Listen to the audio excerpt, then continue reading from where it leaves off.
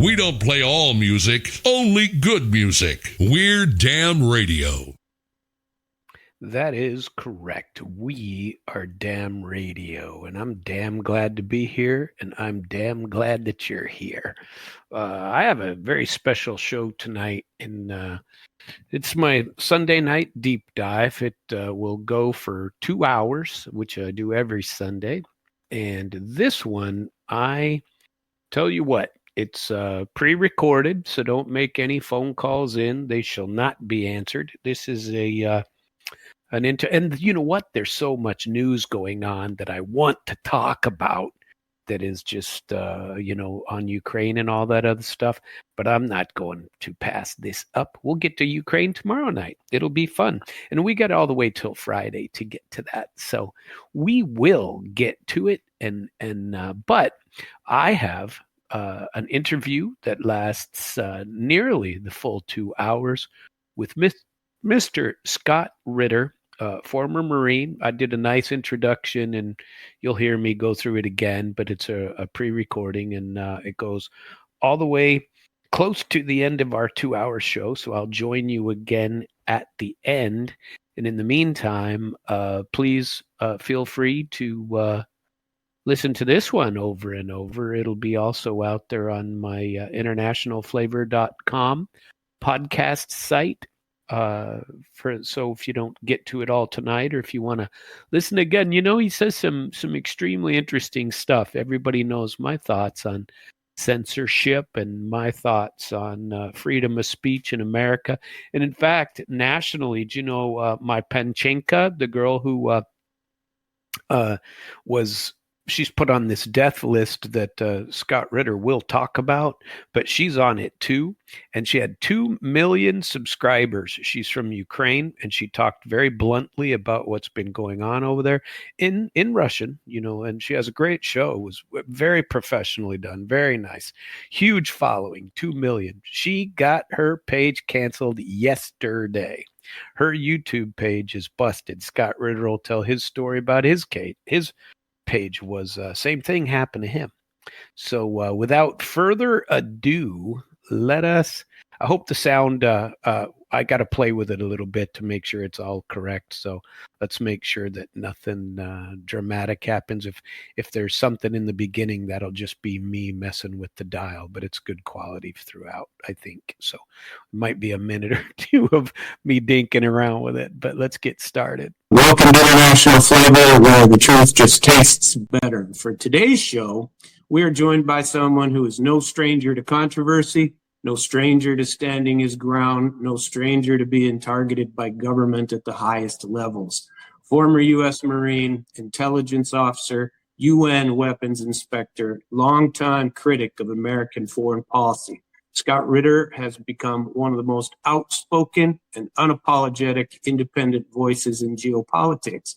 He's been banned from YouTube, had his passport seized by the government, his home was raided by the FBI, all this not for espionage, not for crime, but for speaking his mind, for appearing on media platforms the government doesn't like, and for refusing to toe the Washington line. Tonight, we're not here to rehash old headlines or even to dig into foreign policy doctrine, which I would love to do with him, but we're here for something else. We'll save that hopefully for a second conversation. I've invited Scott here to talk about censorship, which is alive and well in 2025 in America. I want to discuss weaponization of the law, tools like FARA, seizures, bans, raids, being blocked, forfeiture, and a whole lot more. All as a way to chill the dissent, muzzle vocal people, and control the narrative. This show is about what happens when the state treats veterans, journalists, and citizens as threats and then targets them for speaking their mind. Scott Ritter joins us now for a conversation not just about his past, but about his present, his transition to alternative platforms. It's about whether his battles with big tech and Big Brother are really behind him, or if they're just getting started. Scott, great to have you here. I know your schedule is packed and your voice is in demand. So thank you for taking the time to meet with me today. I am very much interested, and I'm a former attorney for many years, a former interpreter in the same organization that you worked in years ago. I may have actually met you, but I worked in the escort division on the other side of the Dulles Airport. There is where I was. Anyway, I would like you, if you wouldn't mind, to tell me the story first, if you would, about being banned from YouTube. Well, I'm back on YouTube right now, but for a while, Yep, I've been watching. Just so you know, I watch your videos. I watch pretty much all of them, and I enjoy your rants. I liked especially the one Naduraka. Do you still speak Russian? Yet. No, I speak very poor Russian. I took 2 years of it in college. At the same time, I played football and drank beer. And honorable. Look, you were part of the on-site inspection agency. You may have met Lieutenant Colonel, later Colonel Larry Kelly, Marine Corps. He was at the headquarters and then later on. But when on-site inspection agent first started up, he was not just one of the team leaders, but General LaJoy, Roland LaJoy, the director, had picked him to be the number one guy in charge of the linguists, making sure that they had top quality linguists going in to implement the president's treaty. And the Marine Corps, in their infinite wisdom, had plucked me out of 29 Palms, California, as a first lieutenant in a world full of lieutenant colonels and colonels, and threw me in there to fill a major's billet, that was supposed to be a Russian linguist billet. And I showed up at in Washington, D.C., reporting for duty, and they had no idea what to do with me. First lieutenants did not belong in this organization. We were too junior, too inexperienced, too stupid. But you also may have met Paul Nelson and Tom Brock, who were also two very experienced team leaders, experienced Russian Foreign Area officers. And when they found out that I was unemployed, they said, "Do you want to be on our inspection team?" I said, "Not just yes, but hell yes." And they said, "Okay, go down, go down to DIA. I guess there was an inspector's course being put together and help them put that together and all that." On my way out, I bumped into Lieutenant Colonel Larry Kelly, United States Marine Corps. And just everybody who knows Marines, first lieutenants view lieutenant colonels as God. And the lieutenant colonel says, "Lieutenant," you stand to attention. And he comes up to me, he goes, "Who the hell are you?" I said, "I'm Lieutenant Ritter." "Why are you here?" I'm reporting for duty." He said, No. What do you think your job is?" I said, "Well, I was just tasked by Lieutenant Colonel Nelson and Brock to, I was going to go on their inspection team." He said, "Do you speak Russian?" And I look at him and he starts firing. His nickname was Pulemyot, machine gun. Oh, that's because he spoke so fast. And he came at me with every word in the Russian vocabulary. And I, in my best 2-year college Russian, said, "Извините, пожалуйста, можно повторить и говорите медленнее, я не понимаю." And he goes, "You don't speak Russian worth a damn." I said, "I never said I did, sir." He said, "You're fired. I'm kicking you out of this organization. You're a disgrace to the Marine Corps. You're a disgrace to the service. You will not embarrass General LaJoy. You will not embarrass the Marine Corps. You will not embarrass this agency." And I thought I was done. Long story short, I ended up being the first inspector on the ground in the Soviet Union, dispatched as part of the advance party to Votkinsk in June, 14 days before the treaty entered into force. I beat Colonel Kelly on the ground in the Soviet Union by 2 weeks. But before I went over there, there's a number of reasons, a long story how I got to that. But Colonel Kelly also realized I didn't speak Russian very well. So they sent me to a 2-week specialist course, specially designed for me and one other non-Russian speaking person. Stupid Neil, another legend. But they gave us this elderly Russian lady, immigrant instructor, senior instructor at Defense Language Institute, and said, "You need to get them up to speed." And so every day we'd punch out of office at 3:00 and go up and take 3 hours of instruction at Fort McNair. And she would just, work with us. And when we graduated 2 weeks later, the day before I was supposed to leave, she was in tears, not tears of joy, tears of shame. said, I have betrayed my country. I have failed my country. I was supposed to teach you how to speak Russian, and you can't speak Russian at all. And off I went to the Soviet Union. I picked it up over time. I mean, I can understand Russian. There's a video that's out there of when I went to Chechnya, and Ramzan Kadyrov surprised me and asked me to address 25,000 Chechen soldiers in Grozny live. And I was not prepared for it at all. And they assigned me a Russian lady to be my translator. And as we're walking up to the microphone, she had no idea this was going to happen to her. And she's not a professional translator. She's just whispering to me, please don't make me do this. Please don't make me do this. Please don't make me do this. I'm like, well, what the hell do I do? I said, don't worry, I got this. I strode up to that microphone with all the confidence that only a stupid Marine could have. And I proceeded to give a 7-minute speech in the Russian language to 25,000 Chechens, who fortunately, most of them didn't speak a word of Russian. Therefore, they didn't understand how bad I was butchering the Russian language. But that speech is on the internet. My wife to this day won't watch it because she's ashamed to say that I've been married to her for 34 years. She is a professional linguist, and that I haven't advanced my skills at all. So that's a long way of saying I don't speak Russian very well. Well, your 2-week course, I had 1 year at Defense Language Institute after the basic course. So I had a year basic, and then 3 years later, I had a year of the INF treaty course. I went to the NATO School of Russian in Garmisch 3-4 times.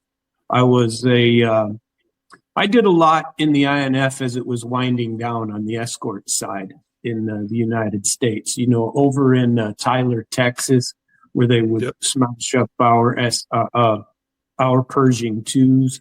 And then I got sent to the Nevada nuclear test site where I escorted for activities under the Nuclear Threshold Test Ban Treaty. And I was out there for probably a year and a half during our final nuclear tests out there.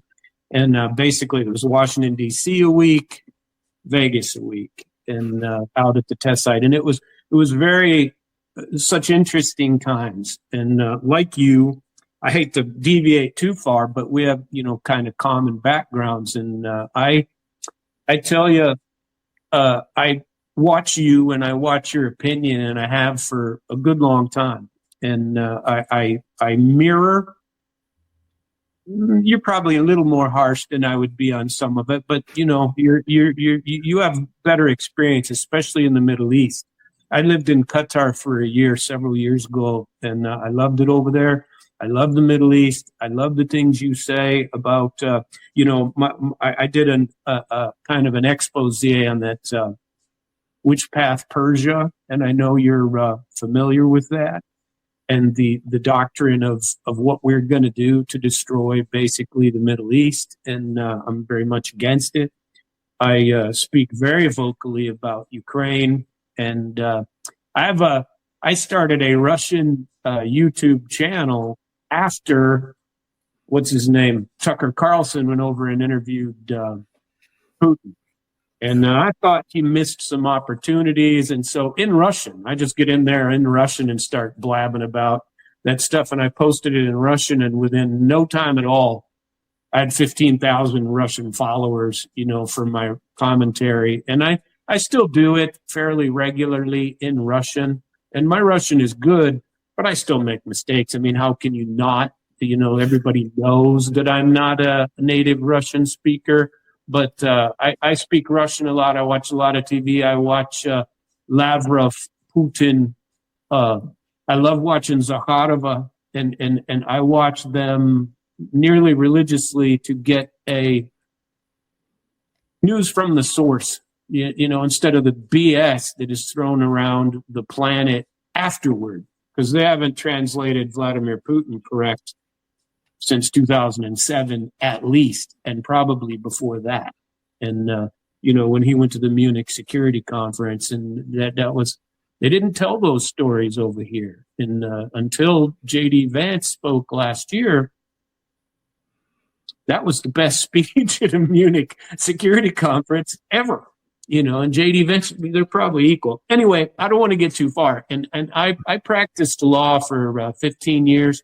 I too have been targeted by the state. I do exposés. This past week, I talked about targeting of on my show, International Flavor, the English version, which I do, and you're probably going to be, I mean, you will be on. I don't know exactly when because I want to edit and put it together, but it'll probably be Sunday night. Is when I will put this together after the recording with bits and pieces. And I also intend to translate it into Russian and for the most part and put it out on my channel out there. Very glad to have you. And but I really wanted to focus on the issues that you have. To preface it, I watched what happened to you in the middle of while I was examining what was going on with the DOJ attacking RT. And my interest in RT had nothing to do with you. You know, I got interviewed by RT last year. I went to the BRICS conference. I went over to Kazan and I spent the time over there. I loved it over there. And I was one of maybe 3 Americans that were there. And so I was kind of popular, you know, because, you know, I think what they did to you, and when I watched that story about you not being able to go to that economic conference, what was that, in St. Petersburg? Yeah. Yeah, you've been a good voice, is all I can say. And it's nonsense, the targeting that they did to you. And as a lawyer, those are the things that I fought for years. And they've targeted me too. You know, I've got my share of targeting. Mine's all state. Yours is Big Brother, you know, on a much grander level. But I feel, I don't know. I really want to know your story. And I thought when I was doing some research on you, and I kind of sent you a prep sheet of what it was, but I was wondering if you'd mind telling me first about, I know you're back on YouTube and I watch it, and, you know, I'm one of your subscribers on there. But I want to know about the blocking and how you got back on, if you don't mind telling that story. Well, sure. But I think in order to put it in perspective, we unfortunately have to go back to the on-site inspection agency, actually. I had a good 2.5 years in the on-site inspection agency. And what I mean by that is I got a lot of high-level attention for a first lieutenant, junior captain, including 2 classified commendations from the director of the CIA for things. And when I left the on-site inspection agency, the CIA has an organization called ASIS, the Arms Control Intelligence Staff. The head of the Arms Control Intelligence Staff at that time was a gentleman named John Byrd, and a former Marine. And Byrd approached me and said that the CIA wanted me to come on board and transition from the Marine Corps to the CIA and fast track me into whatever. And he had greased the skids. William Webster then was the director of the CIA. They all loved me. And I said, no, I'm staying in the Marine Corps. I love being a Marine, but thank you. Later on, after the war, when I had my fill of the war, and I mean, I still love the Marine Corps, but, I joined the Marine Corps to kill Russians. I'm being straight up honest about it. I'm a Cold War baby, and I joined the Marine Corps to close with and destroy the Russian enemy through firepower maneuver. And now the Cold War was over, and I liked the Russians. And I decided, I'd done the war thing, and I'm like, okay, I really don't need to do the war thing again. War isn't romantic. It isn't cool. It's just about blowing shit up and killing people. So I said, I'm going to transition out of the Marine Corps. And I did. And then I got married to my wife, who was a translator, a Soviet translator in Vodkinsk. That's where we met. We didn't fall in love there. That's where we met. Everybody's like, oh, you fell in love there. I said, no, you don't fall in love in Vodkinsk. You fall in love afterwards. But after I got out of the Marine Corps. But then I joined the United Nations. I was invited to the United Nations by Doug England, who you might know, former chief of staff of OSIA, one of the first portal monitoring directors. And he brought me into the United Nations to run the intelligence unit for the inspections that were ongoing in Iraq. And the CIA objected. John Byrd objected. He said, no way. I'm giving sensitive information to the UN with Ritter there.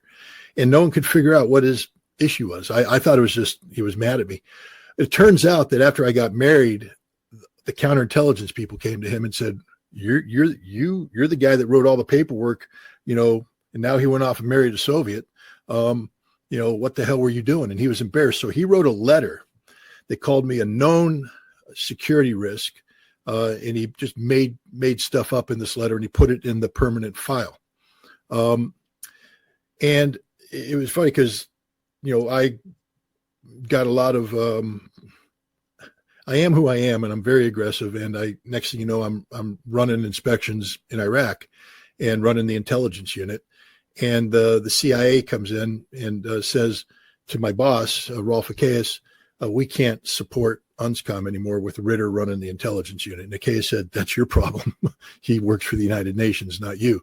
And so I was approached by a guy, Stu Cohen, very senior CIA officer. And he said, look, we have a problem. And I said, well, that's your problem, not my problem. He said, well, it's sort of all of our problems. And he said, I don't know how to proceed. I said, look, I don't know what you're calling a security risk, but why don't you do an in-depth background investigation and inspect everything, investigate everything. And he said, okay, but he says, if we find anything, you have to leave quietly. I said, sure. But if you find nothing, which you will, then I stay and you support. He said, okay. About 2 months later, he showed up and he said, yeah, there's nothing. You're as clean as the driven snow. He said, we found a letter from John Bird. Bird was that time working in Geneva, and we went and talked to him about it. And Bird said, no, he was just pissed off. So he wrote that letter, and that's the danger of those letters. They never go away. So the CIA was working with me, but it was always a love-hate relationship. They never trusted me because I married my wife. And when I left the UN, the CIA basically put a target on me and the FBI and said, we will, and they use some very crude language. It begins with an F and it has a sexual connotation, and they're at a certain part of my body. So they're going to do something to a certain part of my body for the rest of my life. I said, have fun. And they have since then. I've been just targeted because I married my wife when I was a civilian, and I refused to carry out covert activities on behalf of the CIA while I served in a capacity as a United Nations official. And they've never forgiven me for that. Always followed me. They've always come after me. They tried me for espionage when I left the UN, accused me of being a spy, not only for the Soviet Union, but also for Israel. Espionage, that death penalty kind of stuff. They had to drop the charges because there was nothing there. But as you know, when you get charged with that sort of thing, life ends. You can't get a job. You can't do anything. And that's just basically what they've done my entire life. Everywhere I go, they immediately sneak in there and say, no, he's a spy. He's this, he's that. You can't work with him. So now we fast forward, and, I was, somewhat known mainly as a former inspector, but, in some circles as a Russian analyst. But then the special military operation kicks off, and I did a couple of videos. It's like you. I just did a couple of videos, interviews, and they got picked up by a Russian who translated them. The next thing you know, you got like 7 million viewers. And I'm a huge hit in Russia because I'm like one of the only Americans at that time, saying, hey, the Russians have a point here. And it became very popular in Russia. And then that translates into popularity here, et cetera. And next thing you know, I have a YouTube channel that's doing okay. I had never heard about monetization, but, if you're going to spend a lot of time doing YouTube and they're willing to pay you for it, it got to the point where I was going to make $6,000 to $8,000 a month, which that's a living wage. I can pay bills with that. But then I went and made a movie about Agent Zelensky, a documentary film, 2 parts. And put that on there. Day one, part 1 got 500,000 views right off the bat. Was cranking towards 1 million views when YouTube pulled it off. When the second one got on, half an hour in, it had like 45,000 views, and YouTube yanked it right there. It turns out that within Ukraine, there's this organization called the Center for Countering Disinformation. It works for the presidency of Ukraine. And there's another entity known as the Mirtvorets list. Well, I'm on the Mirtvorets. It's just a death list. They means you're marked for death Look, there's an organization, the Center for Countering Disinformation. It was created with State Department money, the U.S. taxpayer money. And one of their first meetings, organizational meetings, they complained about me and other people. They wanted to be classified as an information terrorist and be treated by the United States as a terrorist, as the same thing as a real terrorist, basically to be arrested, detained, put in jail, shot, whatever. And the State Department didn't stop it. I got put on the blacklist by CCD. In Kiev, you have the State Department, you have the CIA, and you have the legal attaché, which is an FBI agent, special agent. And the Center for Countering Disinformation would go to Ukrainian intelligence and security, who would then go to the FBI and say, you have to shut Ritter down, shut him down. He's a threat. There was a time there, and I'm sort of proud of this, where the Center for Countering Disinformation considered me to be the most effective Russian disseminator of disinformation. Now, what they call Russian disinformation, of course, is the truth, the whole truth, nothing but the truth. But exactly, they when I, for instance, did things like I said that Bucha was done by Ukrainian security forces. Nope, that made me the worst man in the world. When I said early on, and I always had to laugh this one, that the conflict in Ukraine is a proxy war between NATO and Russia, and Ukraine is the proxy. The Mir Tvorts hit list cited that as the reason why I had to die. They said, that's why we have to kill him. About a month later, the Ukrainian Minister of Defense came out and said, it's a proxy war between NATO and Russia, and we're the proxy. But he didn't get marked for death. But there was a while there for every month I was the number one bad guy for the Ukrainians. And that means that the United States government put a huge target on my back, the FBI and State Department and others, to try and shut me down. And Agent Zelensky was it for YouTube. They closed down my YouTube channel and silenced me. Then they went after me on X, and I got kicked off. It called Twitter back then. I got kicked off twice for Bucha. The good news is when Elon Musk took over, I have good relations with a gentleman named Kim.com. You may have heard of him. He's big in the I think Spotify and other early on in terms of internet based stuff. But he put pressure along with many others on Elon Musk to allow me back on. He said, if this is a free speech platform, then you have to let Ritter back on. So I was allowed back on to X, and I'm thriving on X because at least from my perspective, it is indeed a free speech platform. I've been kicked off of Facebook. They won't let me back on. YouTube has let me on. They haven't figured out, I think, what's actually going on. So once they do, maybe after this interview, they'll kick me off again. Very successful Substack page. I'm happy that I'm on Telegram. I do that. But the thing is, where the U.S. government could censor me, they did. And then where they could, silence me, they have. I will not be allowed to speak at universities. I will not be allowed to speak at any think tanks in Washington, D.C., et cetera. But I found a way around that. I went to Russia. And I went to Russia in 2023, did a 12 city tour at that time. My book was translated. My memoir about my time as a weapons inspector in Votkins was translated into Russian, and it sold very well. Didn't make a penny off of it, but that's the reality of sanctions. But I also started writing for RT and for Sputnik, in addition to writing for the American Conservative, Consortium News, Truth Dig, the Washington Spectator. These are all American-based outlets, ranging in their political ideology from liberal to conservative. But then what happened is the American outlets started getting pressure. The Americans conservative. They literally just called me up and told me that three of the articles I wrote made their top 10. One of them was number one for the year before. And they were so happy that I was one of the lead reasons why their subscriptions are going up and their And then their donor base was told, no, you can't hire Ritter anymore. And they fired me. They let me go. The same thing happened with Truth Dig. I'm writing articles for them that are their best performing articles on their webpage. They were told by their liberal, monetary base, you can't do Ritter. He's Putin's puppet. And there goes that. I start traveling to Russia, and and again, very successful trips, a lot of attention in Russia, and coming back. The goal of going to Russia was to capture the Russian experience.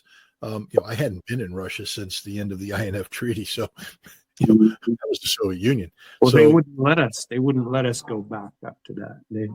They denied visas. I had visas denied for quite a few times. But now they're more than happy. But I got to go back to Votkins. That was fascinating. Meet some of the former Soviet, my Soviet colleagues. But then I went back in December of 2023, January 2024. I did a soiree through the Special Military Operations Zone, Crimea, Kherson, Zaporizhia, Donetsk, Lugansk. And I was stopped. The first time I went to Russia, I got pulled out and was held for 6 hours. And they interrogated me. It was done professionally. And in the end, they were cool. I'm not a bad guy. And we talked. I was honest. And, I'd received some gifts that I guess, I declared them. I filled out all the proper forms and I brought all the paperwork. And had they been really going to get me, I guess the gifts I would have ended up owing like $1,200 in additional duties or something like that. But they waived it, which is their prerogative, and no problem. Second time in, they pulled me out, held me for an hour, no questions, gave me my passport, boom. These two trips were phenomenally successful, and so I was planning a third trip, and this one was getting a lot of attention. It was going to be a 40-day visit, which is a big one. And it basically, we're going to start on the Pacific coast and go all the way to the Baltic and cover 16 cities in between. Each city, we were going to do sort of like a U.S. Russian citizens summit where we would have access to facilities where we would link Russian audience with an American audience we had already organized in the United States and promote dialogue between people. And then I was invited to the St. Petersburg International Economic Forum, which is huge. It's bigger than Davos, and more important than Davos. And you need to remember, this is at a time when the Biden administration simply wasn't talking to the Russians at all. Yeah, that's a huge mistake. Huge. Oh, it's a giant mistake. But, and so, I was starting to break through the efforts by the Biden administration, by the U.S. government to deny the reality of Russia to the American people. And next thing I know, I'm getting ready to board the airplane. I don't mean to cry, but we had spent between $40,000 and $50,000 preparing for this trip. Myself and my American colleagues, my money. All the people out there going, "Hey, you're taking Russian money." I don't take a freaking dime from the Russian government, and I won't. It's not that I, don't like their money. It would corrupt the integrity of the effort. We raised money through donations here, and all that money was lost, gone, because of the U.S. government. I was getting ready to board the aircraft, and 3 armed Customs and Border Patrol agents came up, seized my passport, provided no explanation whatsoever, wouldn't give me a receipt. They just said the State Department ordered this done. I tried to contact the State Department, no answers. I'd send certified, registered mail. They'd sign for it, which means they got it. No answers. They wouldn't even acknowledge it. Later on, when I did get a lawyer, the U.S. government started to play coy. Did he lose his passport? No, he seized it. Does he have a receipt? No. Well, then we have to do an investigation. He has to fill out a form to investigate so we can investigate how he lost his passport. So I didn't lose my passport. You took it from me. But, so they're playing this kind of stupid games. Yeah, but if you lost it, you should be able to go apply and get a new one, and just go, "Hey, I lost my passport. Give me a new one." And, oh, look at you. Which I did eventually. I pushed pause there for just a minute because that is the point where he showed me his passport. So let us continue. Well, the thing is, I'm very careful. This ain't my first rodeo, and I will never falsify a federal document. I won't falsify any documents, but I won't, especially a federal document. And to call my passport lost is a false declaration. I didn't lose it. It was taken from me. And so when I applied, finally, after they refused to answer, and I figured the Trump administration's in now, I submitted it and I called it stolen. I said my passport was stolen. I provided all the documentation of how the Customs and Border Patrol stole my passport. They issued me a new passport. So apparently they agree that it was stolen by Customs and Border Patrol. So this is pretty recent, obviously, because Trumpster has. It happened last month. Last month. Well, good for you. But meanwhile, I'm still doing appearances. I'm getting ready to run a program called a project called Operation Dawn, which was back in 2024. I was very worried about the potential of nuclear conflict. Just so your audience understands, the CIA, not Scott Ritter, not that crazy wacky Scott Ritter, the CIA estimated that there was a greater than 50% chance we'd have a nuclear war last fall. That's how tense things were. So it's not a game.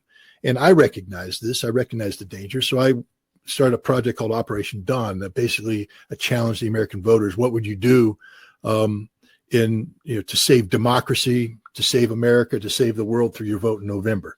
And the idea was to get the issue of stopping a nuclear war and promoting disarmament back on the agenda. And we were very successful, but too successful. The problem is I got raided on August 7th. Tell me that one. I had 40 FBI agents show up at my house with a search warrant, and including a 7-man SWAT team, full armor, automatic weapons, the whole thing. And that bothered because I saw him approaching the door, and I've got 4 dogs, 3 ankle biters and 1 elderly female, all of whom are friendly as hell. But I've heard stories about SWAT teams going in and dogs growling or barking. And getting And so I said, you can't come in I got to put my dogs out back. I said, well, you can't go in the house. I said, I'm going in the house. I'm putting my dogs out back. You can shoot me if you want to, but you ain't shooting my dogs. And they were like, all right. So I got 3 of them in the backyard. One of them, brand new Pomeranian puppy named Iceman. He's the wingman of Maverick. Put 2 together. There's a Top Gun here. Iceman's just running around like a madman. He refuses to be caught. The SWAT team's going after him. A couple FBI agents going after him. It was hilarious. It was a comedy of errors. Finally, the SWAT team's like, screw it. We're going to clear the house with this ankle biter here. And they were, I have to say, they were very professional. Very professional. They weren't, assholes about it. They, even though it was an asshole maneuver, they were very professional. They had a search warrant signed by a magistrate judge. There were 2 classified annexes to it, which I didn't get to see. One is what probable cause. What they believed I was up to. I wasn't. What's the probable cause statement? What's it say? They never provided it to me. They haven't provided a probable cause statement. No, and the other thing they haven't provided to me is what they expected to find through the search, because that's the other thing I have to say. Because we have probable cause. How do you get a warrant if you don't have that and haven't provided that? Well, they have 2 classified. These were classified annexes. They wouldn't give them to me. And so, but I'll get to that in a second. And so I came in. I said, well, have field day. It was electronics, purely an electronic thing. So they took my computer. They took my phone. They took the gaming computer used by my daughters. They took my wife's 2 iPads that she uses for watching Netflix. Took a handful of flash drives. They left a whole bunch of flash drives. They took 2 hard drives. I'll get to that in a minute. Because when I had old laptops that no longer became functional, I kept the hard drives because on the hard drives a bunch of documents. Right. So I had I had this hard drive reader that I could plug the 2 hard drives in so that I could still access the data on that hard drive and all that. And they took those, and then they went downstairs and they were rummaging through my files my file drawers. And when I left the United Nations, I knew the United States was lying about Iraqi WMD, and they were manufacturing, because I watched them do it. So I took my archive with me. I took all the documents. Some of the documents were provided to the United Nations by the United States government. And they would say things like secret, releasable, UNSCOM. UNSCOM means United Nations Special Commission. Mm-hmm. It was secret while it was in the hands of the U.S. government. But the moment they give it to the United Nations, it becomes unclassified, because the United Nations is not a repository of classified information. No United Nations official has a U.S. government security clearance, and you can't store classified documents in the United Nations. When the FBI was first trying to arrest me back in 1998, the CIA General Counsel wrote a letter to the director of the FBI saying, no, because they were trying to get me because I traveled to Israel with the permission of the CIA with a U2 film marked secret, releasable, UNSCOM. And then I would work with Israeli photo interpreters to assess the imagery to find where Iraq could be hiding weapons of mass destruction. And the FBI said, oh, you're a spy. You committed espionage. I said, the hell I have. Every role I took over there, I wrote a letter to the CIA asking for the role, knowing where it would go. We had a whole agreement on how it would be handled in Israel. But the FBI was just out to get me. But that letter, said, no, it's unclassified. And I told the FBI here, I said, it's not classified. We've been through this before. You guys tried to arrest me and charge me with espionage the first time around. It's not. But they called the U.S. attorney for the Northern District of New York, and they said, no, we have to seize all these documents. And so they took 22 boxes of my files, the total archive, the archive that proves that the U.S. government was lying about weapons of mass destruction. That's the archive. Whenever people keep saying, why, were you able to tell the truth and get the U.S. government? Because normally when whistleblowers tell the truth, the U.S. government discredits them and all that. I said, well, A, I was the only guy that did the job from 1991 to 1998. B, I ran the intelligence unit for the United Nations, which means I knew everything the world knew. And C, I got the receipts. No one, people could say, Seymour Hersh is a famous Pulitzer Prize winning journalist. Yeah. So Seymour Hersh was doing a story on me for the New Yorker, and he was talking to all of his U.S. government, contacts that he has. And they're all saying, Ritter's a liar. Ritter exaggerates. Ritter's this, Ritter's that. And he's like, oh, so he called me up and said, like to interview you. I said, okay. And he told me later, he said, when I was coming up for the interview, the working title of the interview in my mind was Scott Ritter is a liar, meaning that my job was to prove that you were a liar, because that's what all my CIA sources said. And then when I talked to him, I gave him all this data, answering all those questions. And he said, when I left, I thought that the title was changed to Scott Ritter's a big fat liar, meaning I got you now because you're just literally, you dug your own grave, too much detail about a lie. But then he got back to the CIA and he's like, I just got some follow-up questions. You said that Scott was lying about this. Yeah. Well, Scott says there was a meeting at State Department on this date. Was there a meeting? Yeah. Scott says it was on the 7th floor. He gave a room number. He gave the time the meeting started, and he gave the people who were at the meeting. You were at the meeting. Yeah. And Scott said that the following things were discussed, and he had a document to prove it. Yeah, but Scott's taking it out of context, and Seymour stopped him right there, and he said, wait a minute, you told me Scott Ritter's just making it up. Turns out everything Scott Ritter says is true, and now you want to get into contextual stuff. And what I had told him is everything that I talked about, every subject I dealt with was an issue that I created, I ran, I organized, I was the liaison. How can I take my own work out of context? Only somebody else can take it out of context. Anyways, he changed the story, and it basically said every word you told me was the truth, the whole truth and nothing but the truth. And it was. But it wasn't just the truth. It was truth that could be backed up with receipts, the memorandum that were written, all the things. A lot of those, not a lot, but some of them were marked secret, releasable, UNSCOM. And this is what the FBI objected to. So they took all those documents. I'll get to that in a minute.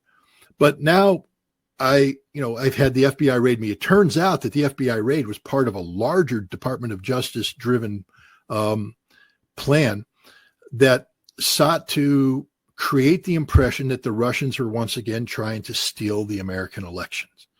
The same day they raided me, they raided Dmitry Simes, who was a Russian who lived in the United States, who was back in Moscow at the time, but they seized his property. They went in hard on him. With me, they didn't come in hard because I don't think didn't they charge him later for some kind of conspiracy thing, or was that a different person? They charged him. They actually charged him with crimes. Yeah, I downloaded those from the Eastern District of New York, and I've checked those out in relation to RT. But proceed, thank you. Right? No, he got charged with something because he was an employee of RT. He was in Russia and all that kind of stuff. But with me, when the FBI came to my house, I said, "Why are you here? Why don't you just tell me what you want? I'll be more than happy to take you to wherever you want." To you. Yeah, I have no problem. I'm not hiding anything. They said, "Well, we're here because of the Foreign Agent Registration Act." Yeah. So you think that I'm in violation of that? And they said, "Yeah." And I said, "Well, here's the important thing, guys. It's only a crime if I knowingly fail to register. Otherwise, it's not a crime. No crime has been committed." And the way it works is that the FARA unit at the Department of Justice will write me a letter that says, "Dear Mr. Ritter, we think that you're operating in violation of the Foreign Agent Registration Act. These are the things we think are happening, why you're in violation. And, we request that you register." Then what happens is I get to go back and say, "No, this is what's happening, da, da, da." And then we get to go to court. And then the judge gets to decide, and then I can appeal. And then once it's all done, if the court come back and said, "Nah, what you're doing is FARA related," then I can register and it's done, because it's only a crime if you knowingly fail to register. And the only way you can find out if you have to is by the FARA unit sending you a letter. And do you know they haven't issued any since 2022 to anyone because they're public information and they are not on their website? Yeah, no, but they raided my house, accusing me of FARA violations. And so they do it. I also know at the time that they opened up a grand jury investigation on me here. So they opened up a grand jury investigation, and everybody's like, "Oh, you're in trouble." I said, "I'm not in any trouble. They can investigate all they want. There is nothing here." At the same time that they took down my house and Dmitry Simes' house, they took down the house of a RT producer in Miami. And they treated her very, very roughly. I downloaded that one too. I've read it. Yeah, and so you saw what they were looking. They were looking for covert communication, but they spent a long time interrogating her about me, about her relationship with me. And actually, later on, I was able to talk to her, and I said, "Have we ever met?" And she goes, No, but I called you all the time." And I said, "Oh, you're that Daria." She said, "Yeah." And I said, "Oh, okay." Because she would be the producer, call up saying, "Hey, could you do this show? This person wants you on at this show." And sometimes I say, "Yeah, I'll do that show." Sometimes I say, "No, I can't do that show." Or sometimes I'd say, "I'm not the guy for that topic. I'm not comfortable, talking about that." Or I'd say, "That's political during a political season. I'm not a big fan of, getting too political during a political season." That's the way the cookie crumbled on that. But they took her down very hard. They were looking for covert communications mechanisms. They specified what they were looking for and how they were looking for it. And that's what they were supposed to be finding on my computer, because apparently they thought that I had this. Probably, I think, is what's in there, because I read her probable cause, and I'm guessing that it was pretty much the same. Covert communications, that she was covertly communicating with me. Well, how did you get her probable cause if you couldn't get your own? Don't know. Because mine won't hold water. If they gave me my probable cause, I'd shoot them out. I'd stuff them. It wouldn't work. You'd sue them for 1983 violation. I'd go straight to the judge and get him to shut it down. So they kept it classified. So anyways, they stopped me from traveling to Russia. And now they've accused me of being a Russian agent in an election season. They're basically accusing me of committing treason. I mean, even though that's not the charge that's put out at there. But the thing is, they paint you with this brush. And so now everywhere you go, people are like, I mean, even the Russians who knew I wasn't a Russian agent. I'll give you a funny story. One of the things that the FBI was apparently worried, because they were talking to me. I said, I didn't lawyer up. I know people say you got to lawyer up, be smart and all that. I'm not going to lawyer up because I'm not committing a crime. It doesn't matter, Scott. They'll pin it on you anyways. I'm not going to lawyer up. If I lawyer up, it's when they actually charge me with something. Yes. Good idea. And so, I'm like, ask me everything you got. And I told him right after, I said, make sure, what is it, a 702 or whatever the number of the form is. I said, make sure you put in there, Scott Ritter is cooperating. I want you to write that down 26 times. Scott Ritter is cooperating, fully cooperating, answering every question, not being hiding or anything. Scott, what's your password? Hey, there's my password. I didn't make him go and do their thing. You want my password? I'm not hiding a damn thing. You want my phone password? I gave you my phone password. You want my computer password? I gave him all my passwords because I'm not hiding anything. Because they'll get them anyways. I mean, eventually they'll get them. Right. So, and then you look suspicious. And I'm like, nope, I ain't suspicious. So they're coming at me. And finally I see them, and there's a male and a female agent, and they're sort of talking to me, and then they start looking at each other. And I said, guys, you got more questions and you're not asking me. This is bad. Ask me the question. You're looking at each other. There's something you want to say, but you're not saying it. So finally they open up a folder. It's 2 years of intercepted emails. 2 years of intercepted emails. So they've been intercepting my emails, then my phone calls and everything. And they pull out and they go, with what warrant for that? Who knows what they, but they pull out something. Back in January of 2023, I was getting ready to write a big article on Russophobia for my Substack. And I was going to the Russian embassy. I was invited to be a guest for Russia Day. And why not? Get to meet the ambassador, get to meet, the defense attaché. You know the business we used to be in, the cocktail circuits. That's one of the best places to get information. I'm not in the intelligence business anymore, but since no Americans are going to these events, I decided that the best way to become the most informed American about all things Russia is to go to the events that those people who are supposed to know about Russia aren't going to. So I went there and I would talk with these people, and they want to talk not about classified things, but to learn about Russia, to learn about their point of view.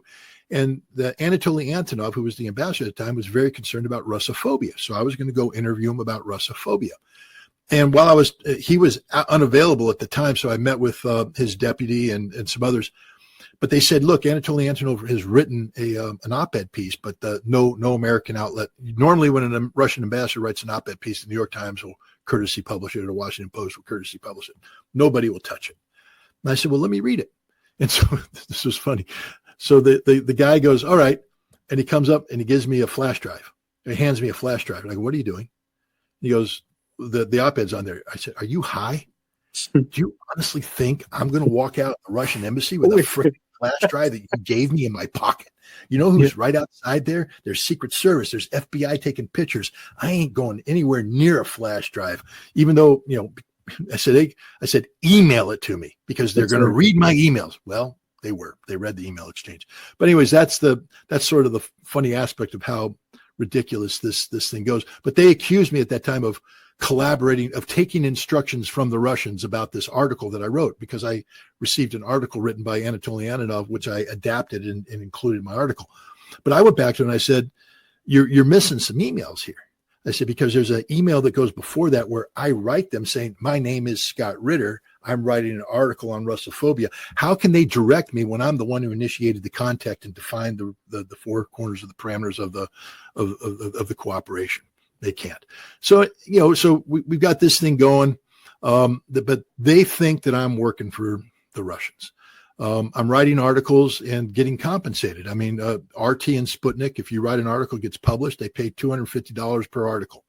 The going rate for an article here in the United States is between $300 and $500. So they pay below going rate. But that doesn't mean that I'm an agent of Russia. It means that I wrote an article for a media outlet and I got compensated for the article as published.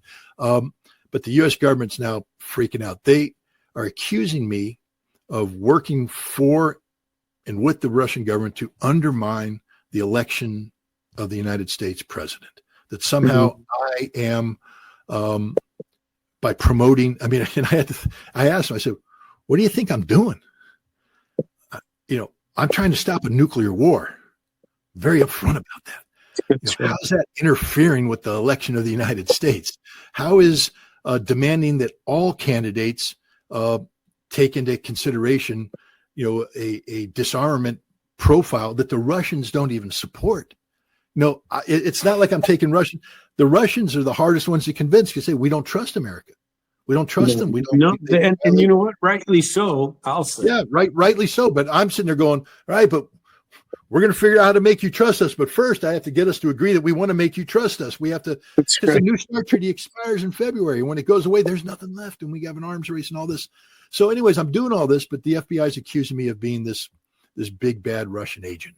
And this is serious stuff. As I said, a grand jury was opened up. I mean, you don't open them up haphazardly. You know this, former. Right. And the other thing is I can't travel anymore. And the other thing is the Russians started to doubt me, meaning where there's smoke, there's fire. And I'm like, well, I'm not a Russian agent. And they're like, yeah, but why is the FBI coming after you? I mean, Sorry. And it was uncomfortable because I was invited to go to the embassy in September, and Anatoly Antonov wouldn't meet with me. Normally he's like, hey Scott, how you doing? Da, da, da, da, da. And he was just avoiding me like the plague. And this is a month after the FBI raided my house. I mean, so that was the goal, I think, was basically to collapse the work that I was doing. Collapse your influence, to target you for exactly what they've done to you. And my response to them was a big F you. I mean, I don't know. I came out and I said, if you're trying to intimidate, you picked the wrong Marine, because I don't intimidate. And I don't back down. I've committed no crime, and I just went hard back. And eventually I got the Russians to say, well, he's not quitting, he's not running away, so maybe there's nothing there. But I couldn't work for RT and Sputnik anymore. And I say work, I couldn't publish with them. You couldn't even be interviewed by him. The way the whole statute's written, anything that once they to redesignate them as foreign missions, anything that was seen to be a financial value. And I guess there's some people thought that just doing an interview would be a financial value. So even if you're not getting paid for it, even if you're not getting paid, well, no, what I've done during the Biden administration, that's how I interpreted it, because I wasn't, again, I'm not going to, it's not that I'm going to back down, but I'm not stupid either. There's no reason to give them any insane excuses, but they're coming at me hard. The Biden team is coming at me hard. But then they lose the election, and now we get the Trump team in. And it was interesting because there are some sympathetic voices in the Trump team at senior levels that I have interacted with in the past, and I avoid them today because I'm not here to make any, and I don't need anybody's help, and I'm not here to cause problems, but they're people that I like and they like me and all that. But I was told that that my file was put on Kash Patel's desk for review. And I was also told that my passport situation was being reviewed by state. And I expected movement. And there was just no movement going on. On the passport, I told you I finally took matters in my own hand, but they no problem. I mean, I put in for expedited service and I got it. Last week, the FBI came into my house. Really? 2 FBI agents. For what this time? One of them was carrying a box with my wife's 2 iPads in them, my wife's deceased father's cell phone, and a couple flash drives. They said, "We've begun the process of review, and we're returning this property to you." Now, you're a lawyer who does this. You don't want to read into anything too much, but what it tells me is that the FAR thing's done, because if they actually thought that I was FAR, they wouldn't return anything. All Right. that would be seized. What they said is, we are in the process of doing the classification review. And the guy said, you write too much. He says, you write so many things that we got to review, and it's going to take us forever. And the documents and all this. But the other thing they said is, as you're aware, there was an election. And they said elections matter. They said there's been an absolute change in priorities. of what we do and where we allocate resources. He said, I guess the good news is, whatever was being done isn't a priority anymore. He said, but the bad news is all the resources that we had, all those FBI agents that came to my house, they're not doing that stuff anymore. They're doing other stuff. And he said, we don't have hardly anybody left to do all this. It's going to take some time, but they're in the review process of the material, and they'll be returning it to me as it comes back. So it's not done until they formally close it. You know that, and I know that. But it's headed in a direction which appears to be different than the direction it was headed in this time last year. But does that mean, I apologize for interrupting you, but does that mean, I've seen you've been pretty critical about the old Trumpster here in the last few weeks, especially about the nuclear subs and especially about a couple of things going on in the foolishness of how our country is addressing this Ukraine-Russia issue. Does that haunt you any as to, oh, gee, they might start up again? Well, it never has. I'm a big believer in the Constitution and free speech. And as a former intelligence officer who's signed multiple non-disclosure agreements, I know what my legal limits are on what can be said and what can't be said. And I'm simply expressing my point of view. I'm also familiar with the Logan Act. I don't negotiate on behalf of the United States. I'm a journalist, which means I'm allowed to interview people I want to interview and write about topics I want to interview, as long as I don't incorporate data, which would be a violation of a non-disclosure agreement or, violate the laws of the United States. So superficially, I don't let it bother me. I always have to laugh though, because this is the funny thing. The second people are like, oh, Scott needs to get his passport back, so he's going to be kissing Trump's ass. I'm like, you guys don't know me. I mean, I don't kiss anybody's ass. Yeah, maybe that's half the mistake. I do not kiss ass, and if I did, life would be easier. But I just it would be a whole. I'd be a millionaire. I mean, literally, I turned down a $6 million bribe from Paul Wolfowitz back in 1998. All I had to do was lie about Iraqi weapons of mass destruction, and I had a secure job, guaranteed, government position, book contracts, APAC funded speaking engagements. And I said, well, it all sounds great, but I'm not going to lie. I don't do that. So money's, I need to earn money. Everybody needs to earn money, but money's never been I'm not going to violate my integrity or my beliefs because of money. And I'm not going to allow anybody to intimidate me. So here I am at a moment when one would think I'd want to keep the Trump administration happy. But that's not how this works. If you're going to be somebody who says they're going to speak truth to power, then speak truth to power, regardless of, who the power is. And right now, no, the Trump administration is, in my opinion, is making tremendous mistakes, and I will continue to call them out.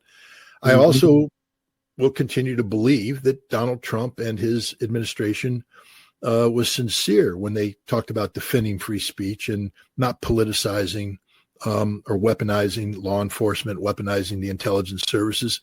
I would have to believe that right now the FBI legal attaché in Kiev is probably not as active as he once was, because what he was doing was illegal. And so I don't think the Ukrainian government has the interface with the State Department, the CIA, and the FBI that they had to target me. When I was in Crimea back in, I went to Crimea twice, once in May of 2023, the other time in February of 2024. In May of 2023, they almost canceled my trip because the Mirotvorets people were trying to kill me. The Ukrainians found out that there was a leak. That the Russians said, don't tell anybody about your schedule. We have security. We don't want to announce things until right before. And somebody who knew about the schedule published it, the Crimea leg. And then the FSB got word that there were, people in Crimea looking for me to kill me. Thank you, U.S. government. So it's real. And the same thing happened this last time around. I'll give you another example of this. So this isn't the first time. Back in 2003, after we invaded Iraq, Harper's Magazine contracted me to go to Iraq and do a story on what happened to the WMD. And so I had a whole bunch of contacts in the former Iraqi government, the scientists and everybody. And so they said, we're ready to come in and we're going to, tell you everything. I already knew everything, but they were going to this time say, this is the whole truth, nothing but the truth, so help them God. But in order to travel there, I had to coordinate with the Coalition Provisional Authority, Paul Bremer's people, because, got to get into Iraq, and the U.S. sort of owned Iraq at that time. And so I sent in a letter. I got my point of contact, and they said, okay, we'll receive you, we'll give you your credentials, and then you can go do what you're going to do.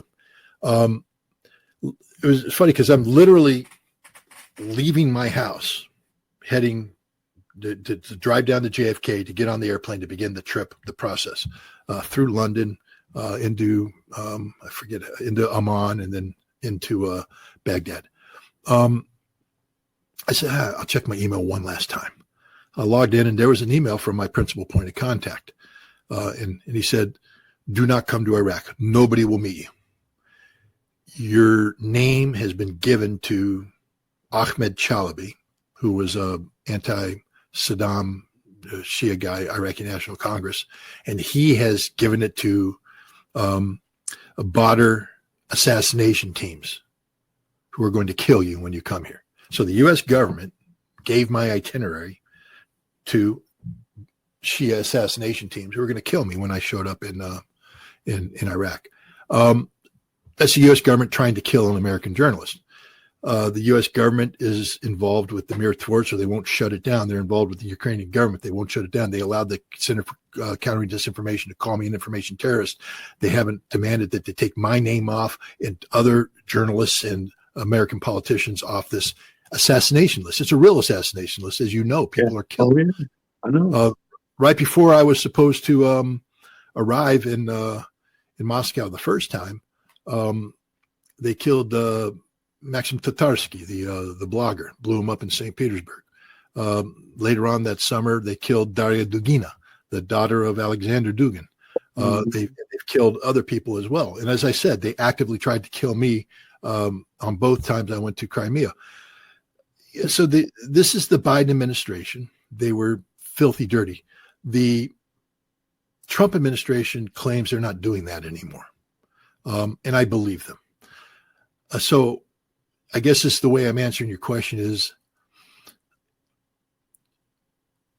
I'm not watching what I say because I never operate that way. And I'm not afraid.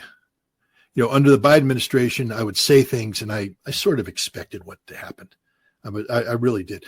Me going to the St. Petersburg International Economic Forum, this was going to be a big platform. And I was going to be featured there. And then I was going to spend 40 days, 16 cities. I mean, it was a great trip. Sakhalin, Kamchatka, the whole works. I mean, all the way down to Kaliningrad. And each place was going to have a U.S.-Russian citizen summit where we were going to be doing a live broadcast. We were going to rip apart Russophobia. We were going to shred it. We were going to say to the American people, you have nothing to fear from the Russians at all. The Russian people are good people. Here, let me introduce you to them. And also tell the Russians, look, the American people are good people too. There's no reason why our two people can't get along, and to begin to create this momentum. In an election year, by the way, I guess in a way you could say you're interfering with the American election. Well, yeah, by trying to tell the American electorate the truth about Russia so that they're an informed electorate when they go to the polls. That scared the living dog poop out of the Biden administration. They were scared by this trip. And that's why they seized my passport. And that's why they ended up sending the FBI into my home. I think I got my passport back, and the FBI started in the process of returning my goods. YouTube hasn't kicked me off yet. So I think we're turning the corner on this. That doesn't mean that we're out of the woodwork yet. I mean, this Friday, Donald Trump's going to start imposing even greater sanctions on Russia. We have to see what these sanctions are and how that impacts all of this. Early on, there was talk about the Trump administration lifting the ban on RT and Sputnik, but they haven't done that yet. It's not just a ban on RT and Sputnik. It was against the RIA Novosti. It was against, TASS and other These are legit. All of them are legitimate media outlets. I have to say, just again as a way of clear, the FBI was all, like, you're taking direction from RT. That was their big thing. That's why they brutalized this RT producer in Miami. They brutalized. They strip searched her, which means they had a female agent carry out a body cavity search of a producer. That's fear. That's instilling fear in someone for speaking, and that's nonsense. Yeah, but she wasn't an American citizen, you see, so she that way. Yeah. No, I mean, no, I'm not disagreeing with you. I'm just saying that's how they viewed it. But it's also a chilling impact on everybody else. Oh God, exactly. Go I. But if I submitted an article to TruthDig, and I've got it on the whole email chain. I mean, they came back. They wanted changes. Oh, you can't say this. Our producer, our editors are worried about this. And I'm like, no. What's your sourcing for this? Your language is a little harsh. And you had to struggle. In the end, I published what I wanted to be published. But man, they gave me a hard time. RT, they're like, I'd call up and say, hey, I think I want to write about this. Okay. And I'd submit the article. Scott, on page 4, you spelled this word this way. Is that a unique spelling? Is that how you meant to spell it? Or so? No, it's just misspelling. I'm a Marine. I apologize. So do you mind if we fix the spelling, please? Then they publish the article as is. RT's editorial touch was feather light. Didn't touch it. Sputnik the same way. Feather light. Consortium News, Joe Loria, who I love to death. He has a harder editorial touch than they do. Consortium News, American Conservative, very hard editorial touch. So this notion that somehow the Russians were directing me is absurd. I wrote what I wanted to write, and they hardly touched it. They just published it because they're a legitimate media outlet, a legitimate source of information. And they actually, I can't say they don't have an editorial agenda. Everybody has an editorial agenda, but they never once messed with anything. The only time they stopped me from publishing an article is when I wrote an article after the 2020 election in which I said it was stolen. And I said, the evidence of it being stolen is, they did it in what I would call not unconstitutional ways, but extra constitutional, changing the laws, getting funding from Google and all. And I laid it all out in there, and they came back and they said, we're not going to run that. We can't run this one. We're not getting into the election was stolen game. I sent it to Consortium News, and he said the same thing. Nah, not touching this one with the 10-foot pole. Literally a week after both of them turned it down, it was Newsweek, I believe, or Time Magazine came out with the cover story. How we stole the election. The Democrats bragging about everything I had researched on my own and written about Google providing money and how they were changing the laws for all this stuff. They were all bragging about it. This is how we stole the election. This is how we guaranteed Biden would win and all that. And I went back to the Russians. They're like, yeah, we're still not going to run it because they just didn't want to touch the American election at all. And Joe was like, well, that's water under the bridge. But that's the only time that RT ever said, we're not running something. And it wasn't because it was critical of Russia. It was because of their political sensibilities. They didn't want to be writing about stolen elections. They just, because of the politics of it. And you can understand that. The other time I wrote, when I went back and I wrote, I did a tour through Crimea and Kherson, Zaporizhia, Donetsk, and Lugansk. It was, I got to meet the governor of Crimea, the governor of Kherson, the governor of Donetsk, pretty big stuff and talking. But I wrote an article from my perspective. And it was a perspective that I can't say was critical of the Russians, but it was critical of the Russians. I just wrote what I saw. I'm sympathetic to the Russian position. I think Russia, was compelled to fight this war. They didn't start this war. NATO expansion, the whole works. But what I saw in Crimea, going to a village that, lacked sewage lines, didn't have access to gas, all that stuff. I said, there's some infrastructure issues here. I wrote about it. Never once did RT say, you're sort of making us look bad here. Never once. When I wrote the final article about, saying that people were saying, we're happy the Russians came, but why did it take them so long? I mean, we've been here since 2014. Why did it take them so long?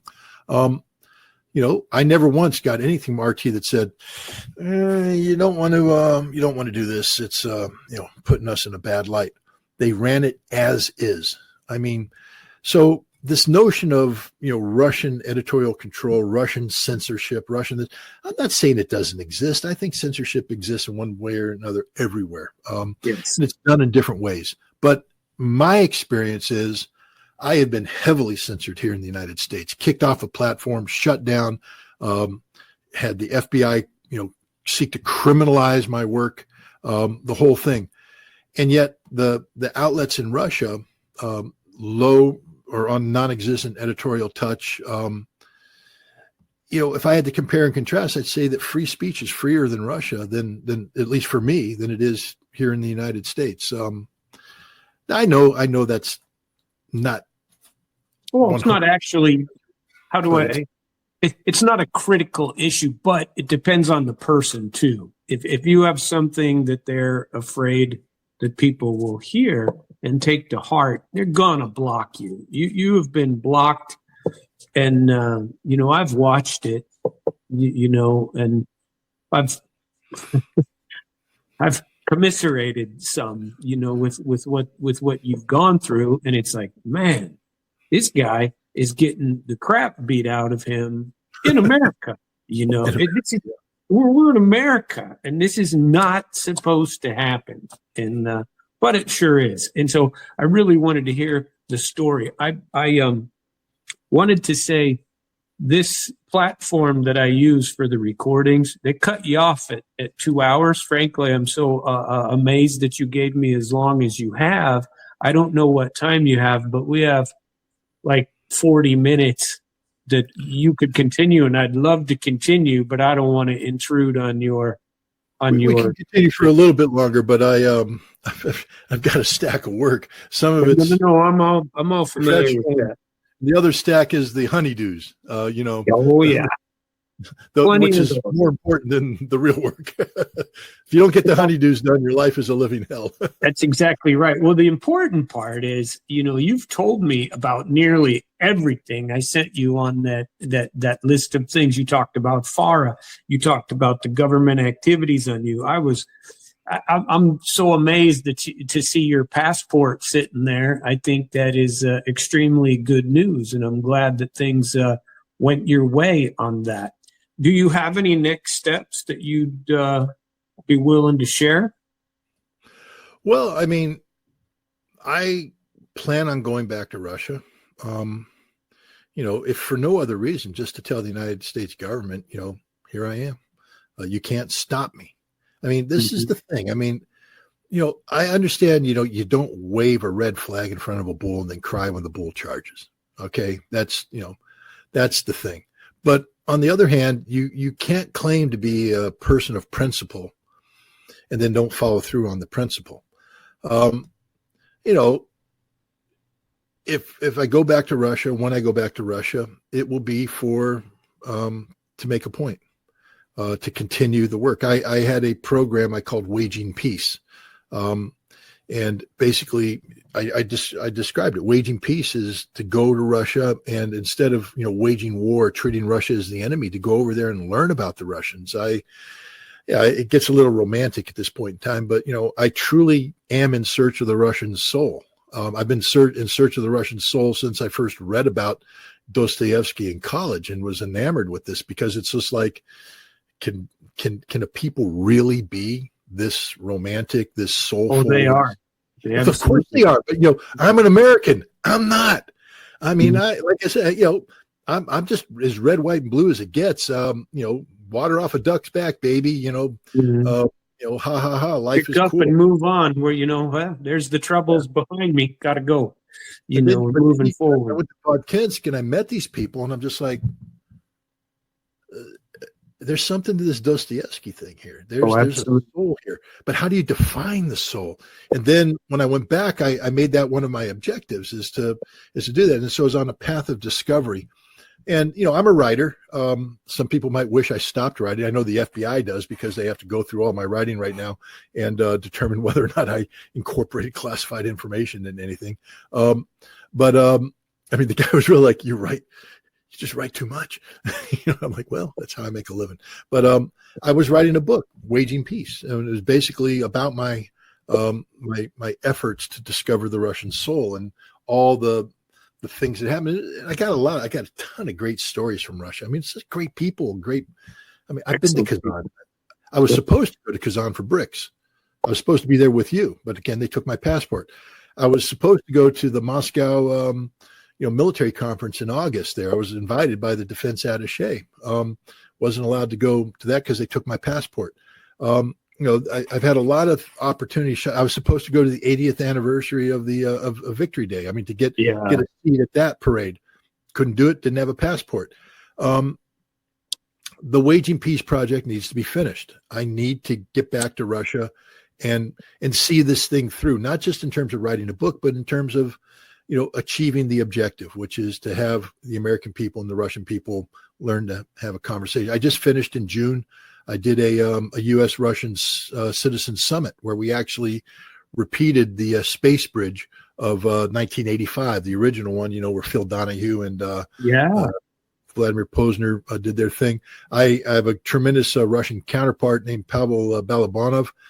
He put together an audience of about 100 brave Russian souls in St. Petersburg, and I got about 50 people gathered in Kingston, and we connected and we repeated the space bridge, and I plan on doing it more here. But I need to go back to Russia and continue that work there too. I need to meet with the Russians, talk to the Russians, and see more of Russia. It's a huge country, and it's a beautiful country. It's just fascinating how, you probably did the same thing as I did when Tucker Carlson went to interview Vladimir Putin.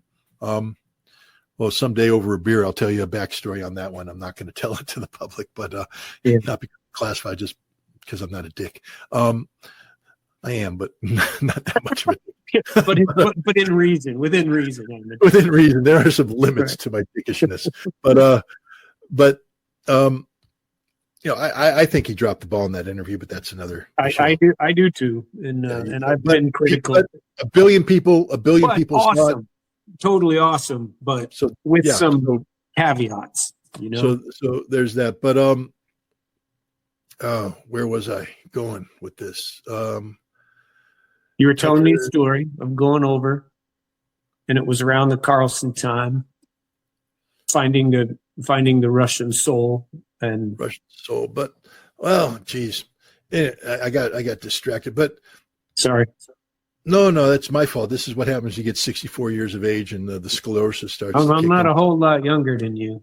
Yeah. So it's, trust me, as you work your way through 30s, I remember being in the Marines in my 30s, going from being a 300 PFTer, no problem, pump out 20 pull-ups, get all the sit-ups, run the 3 miles in under 3 minutes.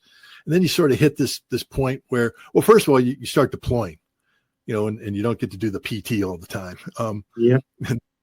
Went to war. I had a good war. I'm a Marine. Hey, how much were you running in the war? Not much at all.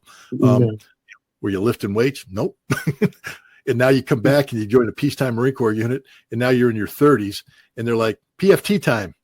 Yeah, but I'm a good Marine. I have a good war record.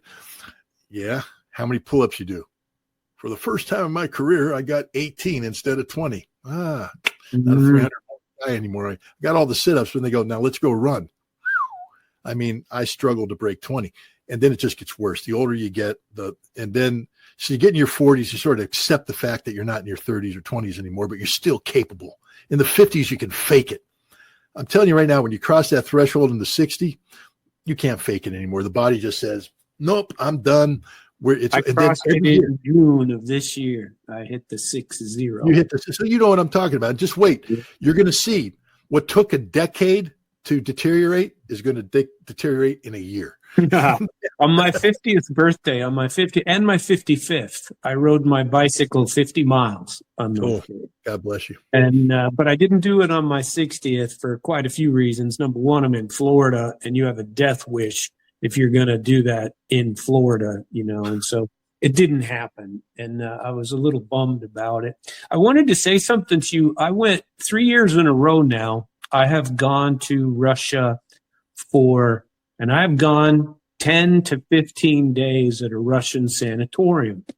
And I tell you what, the people that I've met and the people that I've talked to, and when you go to those, it is their health care. I could do analysis of these things, and I just love it. And I'd love to do it this year, and I haven't picked one yet for what to do. Go outside of Moscow, or where do you go? Oh, way out. The first time I went to a place called Bakirova, which is in Tatarstan. The second one was actually in Kyrgyzia. It was on Lake Issyk, which was awesome. Yeah. And then I went to Bashkir near Ufa, which I went to a very nice place called Yangantau. And it was fantastic. And we don't have anything similar to that. That cost, no. and if we did, it would cost you $30,000, to do it for 10 days. And they get it as part of their annual benefit from their employer or the government or wherever. And it's very, very useful. And it includes all your food. It includes all your stay. And it costs me $500, $450 for 2 weeks somewhere. Crazy. All your food, all your medical. They do a full medical workup before you go, and you're with doctors, urologists. You're with we are getting older, and so they try to keep you healthy, and this stuff is important, And they got mud baths, they got istochniki, hot springs. They have hot springs that you sit in, and you go from hot springs, and I just love it. And the culture stuff that you are talking about, if I may offer my services at all, I'm pretty fluent yet in Russian, and I do pretty damn well. I know Russian culture a lot. I have my favorite movies, that I'm a huge buff of Soviet film. Oh, yeah. I've gone to all of Vysotsky's. I did on my International Flavor, I did a Vysotsky episode a couple of weeks ago. And, you want to talk about the spirit of Russia. I basically lived with Russian and Soviet nuclear scientists on the Nevada nuclear test site for a year and a half. And I learned a lot. We played chess. We played war games. We played... we listened to music, we watched movies, we were out there, you had to do something. And during the days, they're all doing nuclear scientist stuff that I didn't know anything about. I can interpret it for you, but I don't, I can tell you how to say it, but I can't tell you what the freak it means. But anyway, I have always been highly interested in, and think the country made a huge mistake in the 90s, after the collapse of the Soviet Union, in turning Russia into an enemy that wasn't and isn't. And we have made a horrible mistake doing this, and ruined an opportunity.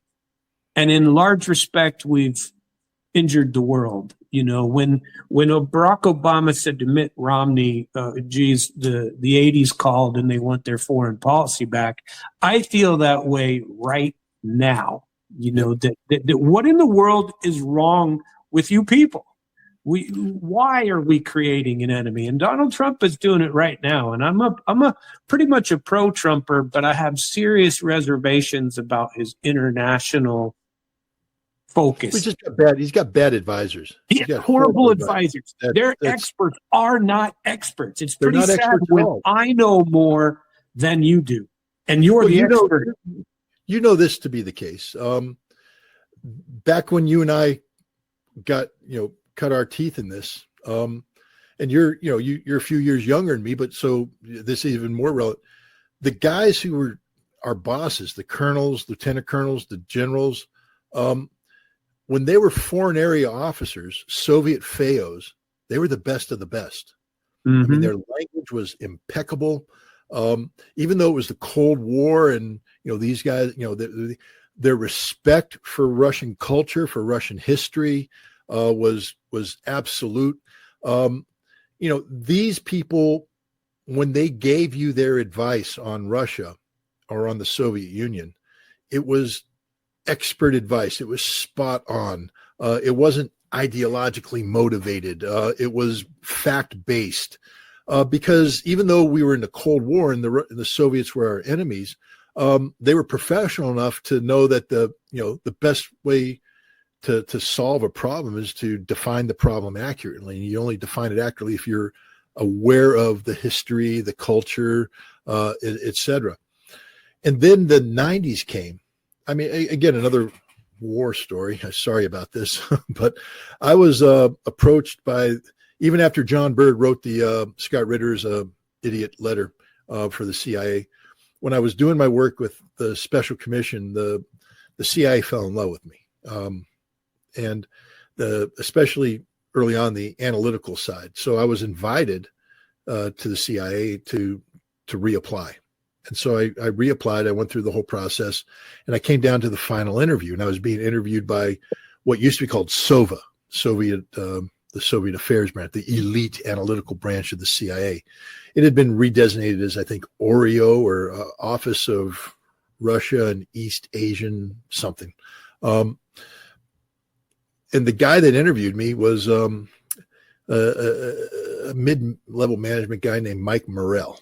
You might know him. He went on to be a future CIA director. But so we're talking and all this stuff, and he finally comes back and he goes, thank you for applying. We're not going to hire you. I said, why? I mean, just curious. He said, well, there's people here who believe that you're. And remember, this is in 1993. 3 years after, Webster gave me a classified commendation for being a top-level Soviet analyst. You're tainted by your Soviet affiliations, not your wife and all that. No, we need new thinkers. We need people who view Russia in a different way. And I'm like, what other way is there to view Russia but factually and accurately? But no, they had a whole new way of viewing Russia, which is exactly what you said, as the enemy, as a nation to be taken apart. There was a guy named Mary. He's the last name's Mary, I believe it is. He's the charge of affairs in the Moscow embassy in 1993, 1994. And in early 1994, I believe, after Yeltsin sent tanks into the streets of Moscow in October to blow up the Russian parliament, he wrote what they're calling it the New Long Telegram, basically, referring to Kennan's 1946 missive. And Mary wrote this long. Are you familiar with what I'm talking about? Mary's telegram? Only peripherally. I don't. I mean, it was a dissenting memorandum, but basically he said that we're destroying democratic institutions in Russia. We're destroying Russia's ability to work through the post-Soviet malaise and get on its own 2 feet for stupid reasons, for our own political reasons. We're making a big mistake because, what's going to happen is Russia will never live up to our expectations, and then we'll always be in the exploitation mode, and it will go south, and it will become, it'll fracture our relationship. He was 100%. Everything that's happening right now, in other words. 100%. Yeah. We blew it. We blew it on Russia. Absolutely. Can we fix it? I don't know. But now remember, the thing about sclerosis is every once in a while the synapses come back together. What I was talking about Tucker Carlson is, yes, he fumbled his interview, but he went in and, hey, this is a Russian grocery store in Moscow. It was cool. I enjoyed it. Hey, this is a Russian subway in Moscow. But what he didn't realize what he was doing is just reinforcing the narrative of the Russophobes out there who said, yeah, but Moscow's only good because they put all their money in it. But if you leave Moscow and get out into the real Russia, things suck there. And I'm actually, they do not. Well, this is my point. I mean, when I went to Russia for the first time in late April of 2023, I didn't fly through Moscow because my point of contact was in Novosibirsk. So I actually landed in Novosibirsk. That was my point of entry. That was an experience in its own right because no American enters Russia through Novosibirsk. Right. And so the Russians are sitting there going, "It's an American passport. What do we do? Why is he here? Why is an American getting off the airplane in Novosibirsk? Did he get on the wrong plane?" They pull you aside and they interview for a half an hour. I've gone by car across through Georgia. What's it called? Abkhazia, that disputed space. Abkhazia, yeah. And I've gone through there. I went to Chechnya too. I loved Chechnya. Chechnya is wonderful. Beautiful. The history is great. But my point is, I got into Novosibirsk. It's a modern city. Yep. Functioning economy. I went to Irkutsk, modern city, clean, cool. Kazan, you can see Kazan. It's fantastic. Kazan was beautiful, clean, modern, the whole thing. I mean, everywhere I went in Russia, look, I'm sure I can go find the Russian village that sucks. But what? There's a I few. can go right down here outside of Albany and find lots of places that suck as well. I get off the plane at JFK and I drive through one of the suckiest places in America. The whole, I guess that is in Queens or the Bronx. Yeah, you've got some scary spots up there. Yeah, it's so you can find what you're looking for, but if you go into Russia with purity of heart, meaning that you're looking for the good stuff, it ain't hard to find it because it's right there in front of you. The Russians do a good job. Are they perfect? Nobody is. Nobody's perfect. And people tend to forget that Russia inherited the world's worst situation, the collapse of the Soviet Union and the decade of Boris Yeltsin's misrule. And the theft of everything by power and by corruption and by the mafia. They lived through something worse than our depression, in my 100%. View. No, I agree, but no American's aware of that. We all. I love when people, Vladimir Putin's horrible. I said, well, if you saw the Russia of 2000, and you see what Russia is today, and if you met the Russians of 2000, and meet the Russians today, in 2000. The Russian people had fallen out of love with themselves. They were unhappy with who they were. They downtrodden. They were very downtrodden. Yeah. Today, they are people who are proud of who they are. They're self-confident, and they have a reason to be proud. They have a great country, and that has its act together. As you said, I mean, from healthcare on up, they're doing it right. Are they perfect? No. If I wanted to go to Russia and nitpick and all that, I could do that, but I can just do it right here in Albany.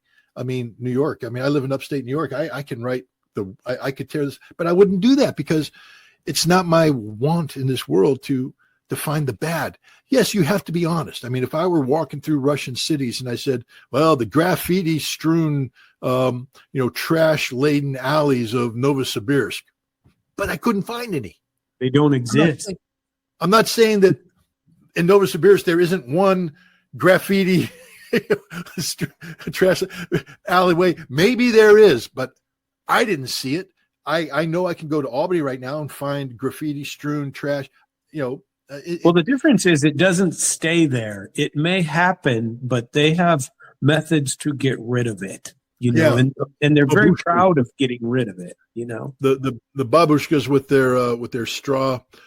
When my first day in Novosibirsk, I woke up and put on my running shorts and my shirt, which was a mistake because I went outside and it was snowing. It was late April in Novosibirsk in Siberia. It was snowing. Screw it. I'm a Marine. I can handle it.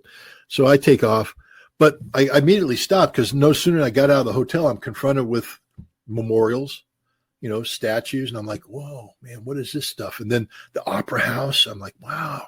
And I'm looking at all this stuff. And next thing I know, I'm getting smacked on the back by a babushka who's got her little straw thing. She's out there early in the morning sweeping the place up.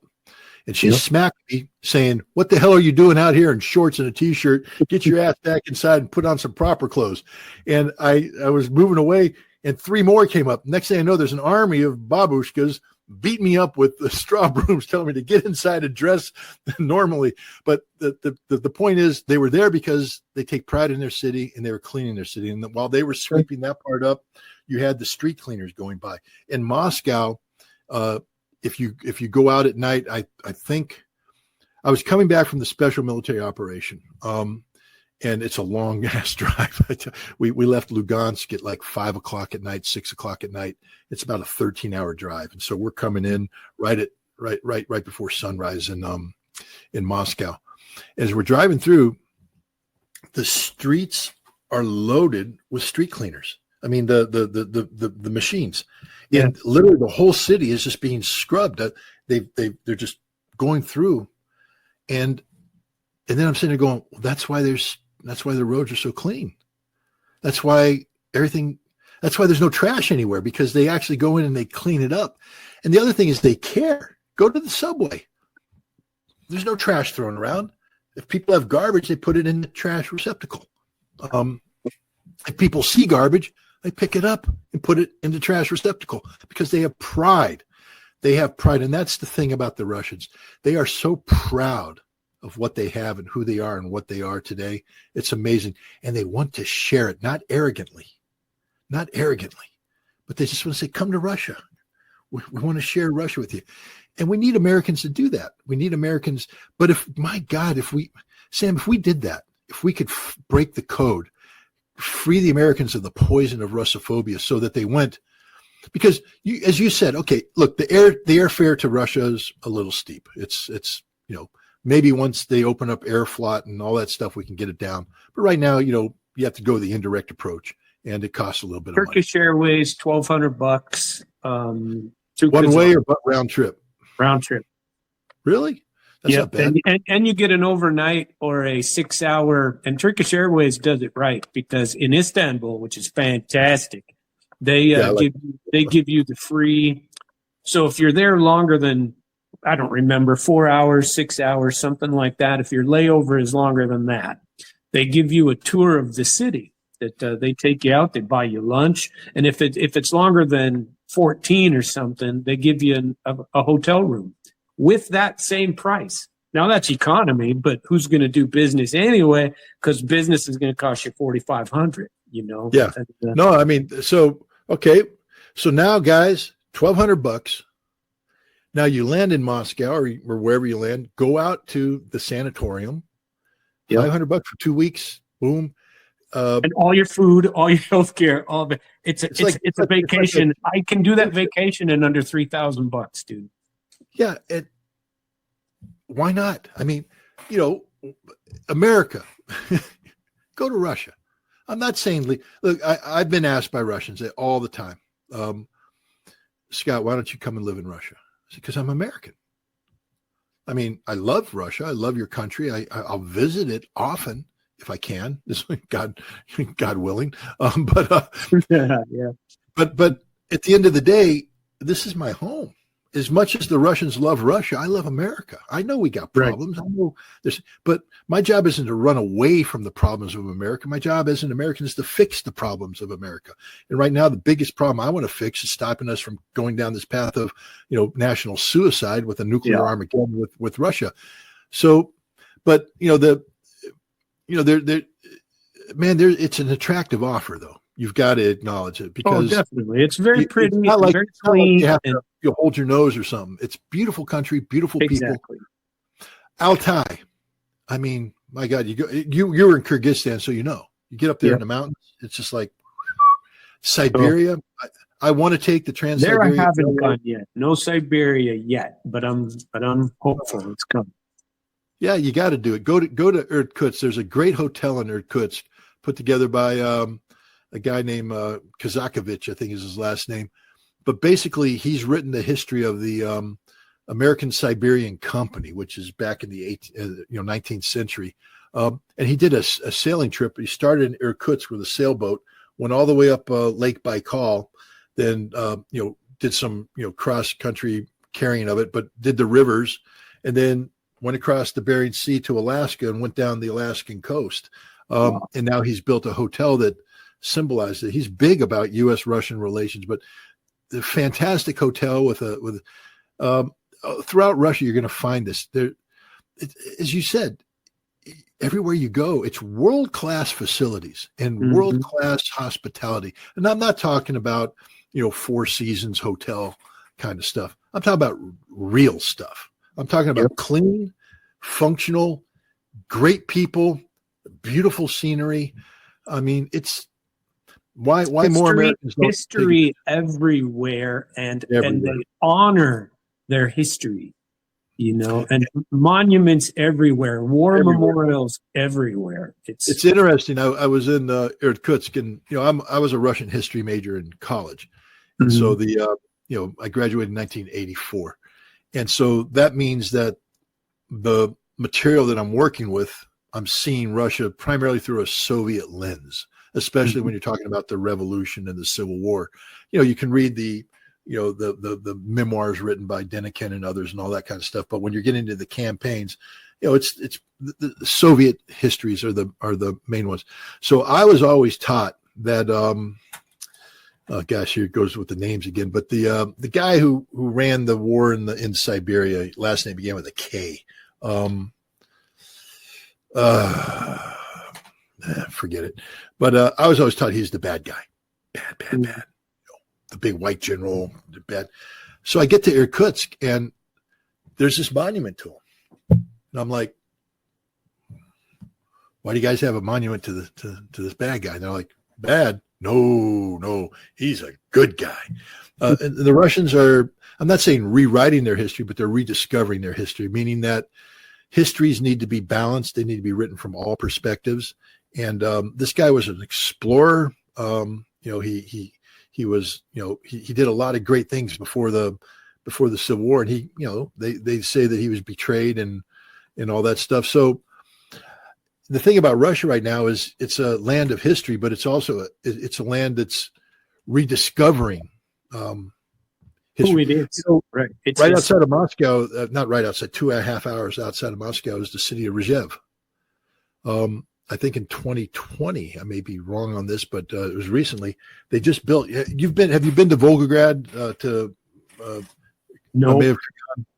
The motherland beckons. That huge statue of the mother Russia. I've seen it in pictures, but I've never been. It will take your breath away and bring tears to your eyes. It's one of the most emotional experiences I've ever had anywhere.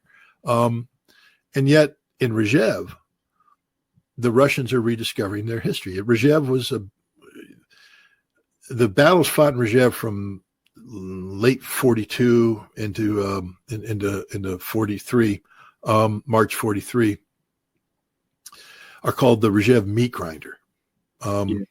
Basically, they just, by some estimates, maybe 2 million Soviet soldiers lost their lives in these battles. These battles were critical to the success of the Stalingrad campaign because they froze Germans, and the Germans committed reserves that were not available and all that stuff. But the Russians, the Soviets didn't like to talk about it because it was like the Germans sort of, kicked our ass, for a while here. We were launching attacks that weren't going anywhere. We were losing guys. But now the Russians have rediscovered their history, and they've decided they're going to honor these people. They've built this memorial in Rzhev. I've got to go see it. Are you familiar with the song Cranes? It's the famous song. Zhiravli.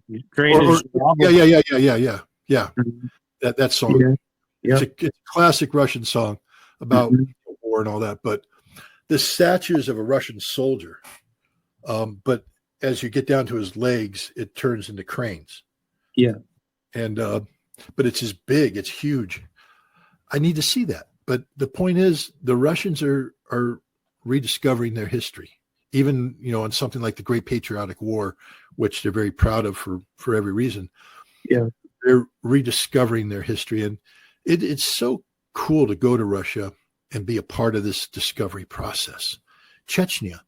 The Americans have no understanding of Chechnya, but when you go the Akhmat Kadyrov Museum and you see the meeting room, where they set up where Vladimir Putin and Akhmat Kadyrov met to negotiate peace. I went to that. Yeah. And then you talk to the Chechens. I mean, Grozny is totally rebuilt. Totally. And beautiful. And all of the mosques that have been there for centuries are redone, and they have a women's mosque that was freaking amazing. And the big one that was for Kadyrov himself, it's not, but they've renamed it, but it's fantastic. And you go to these places and people go, but they're Muslim. Yes, and but the other thing you noticed in Grozny, I'm sure you noticed them, the Orthodox churches. Orthodox churches, yep. The Christians and the Muslims. When I was going there, I was being given a tour by a Chechen official, and there was a busload of Russian tourists that came in, and they're at a mosque, a beautiful one of the mosques you're talking about, a beautiful mosque downtown. It's a mosque. If you might know where I'm talking about. Down the road from it, or across the plaza, there's a memorial to not just the victims of the Chechen War, but the victims that Stalin sent to, when Stalin kicked the Chechens out and they went to Kazakhstan and then returned. So it's a memorial that combines the tragedy of the Chechen people. I remember that, yes. Right. So that's the mosque that's near that.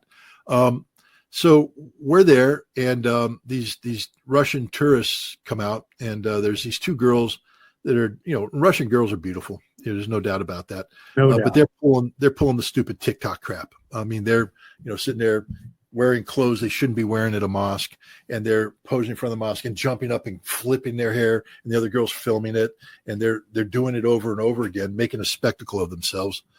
And the Chechen official goes up to them and, please, ma'am, could you, not do this? You're in a holy place, da da da. And the girls, they were not rude, but they continued to take pictures and all that. But he didn't pull out the cane and beat them. He said, "I wish you the very best." So polite, so proper.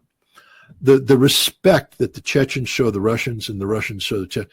I am proud to count among my friends Abdi Aladanov, who is the general, the Chechen general, a true hero of Chechnya and Russia.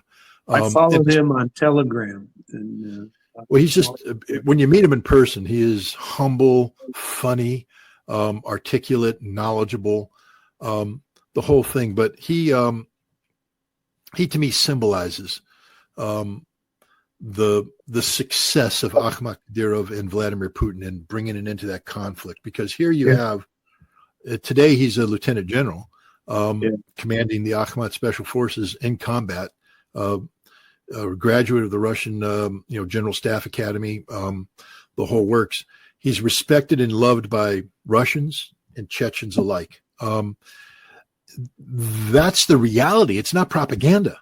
That's the reality. But Americans don't get it. They're like, oh, Chechens are, crass, coarse. And no, they're actually, there's a town outside of Grozny, Shamil, I think it is. I could be getting this wrong. I toured there for 2-3 days. I was in Grozny, and I've probably been there, but I don't remember the name. Well, it's a place outside of Grozny where there was heavy fighting. Early on, the Russians were ambushed there, lost a lot of lives, and they retaliated, blew the crap out of the place. A lot of dead people there, and a lot of dead civilians from that area. And this was one of the centers of the resistance, of the Chechen resistance. But when you go there, they had built this. It's a restaurant built on a series of ponds that have swans on it. So you eat in a facility that's put out in the middle of water. It's very beautiful, very relaxing, and families go. It's a family place. But it's here in the middle, the center of resistance.